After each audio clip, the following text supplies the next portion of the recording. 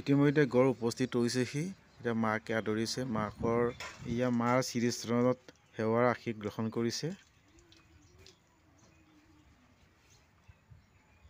সঁচাকে আনন্দৰ বৈতনাক উপচি পৰি পিতৃ মাতৃৰ সলসলীয়া চকুলোজুৰ চাই সঁচাকে আমাৰো বহুত দুখ লাগিছে। হ'লেও কি হ'ব আৰু, আনন্দৰ মৰম চেনেহ নিজৰ পুত্ৰক এনেধৰণৰ সুযোগ দেখিবলৈ পাই সঁচাকে মাতৃৰ চকু পানী নিগৰিছে। এয়া হৈছে মৰম, যাৰ মৰমত হয়তো পুত্ৰৰ অবিহনে থাকিব নোৱাৰে। এয়া মাতৃয়ে আৱেগ হৈ পৰা দেখিবলৈ পাইছোঁ।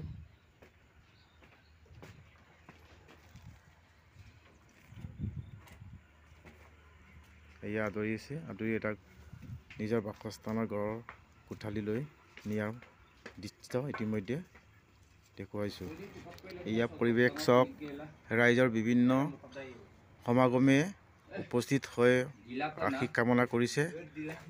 তেখেতৰ ঘৰত সম্পূৰ্ণ ওচৰ চুবুৰীয়া গাঁৱৰ সকলোৱে আনন্দৰ বতনাহত তেখেতক আগবঢ়াবৰ কাৰণে ইতিমধ্যে উপস্থিত কৰা দৃশ্য আপোনালোকে দেখা পাইছে।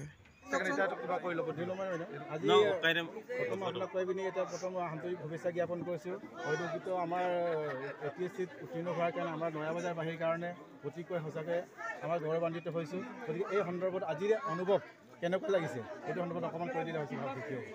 মই বহুত আনন্দিত হৈছোঁ যে মোৰ গাঁওবাসীয়ে মোক বহুত মৰমেৰে আদৰিছে আৰু শ্ৰদ্ধাৰে আদৰিছে। মই তেখেতসকলৰ মৰম আৰু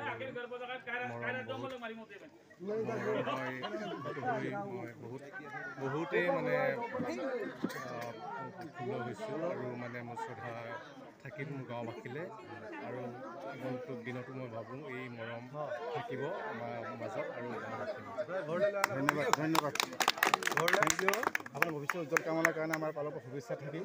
আৰু দীৰ্ঘজীৱী হওক, তেনেকৈ আগবাঢ়ি যাওক, সমাজৰ বিভিন্ন ভাল সমস্যাবোৰ সমাধানৰ স্বাৰ্থত আগবাঢ়ি যাওক। আমি অতিকৈ বিশ্বাস কৰিছোঁ। তেনেকৈ আগবঢ়াৰ কাৰণে আমাৰ বহুত শুভেচ্ছা থাকিল আপোনালোক।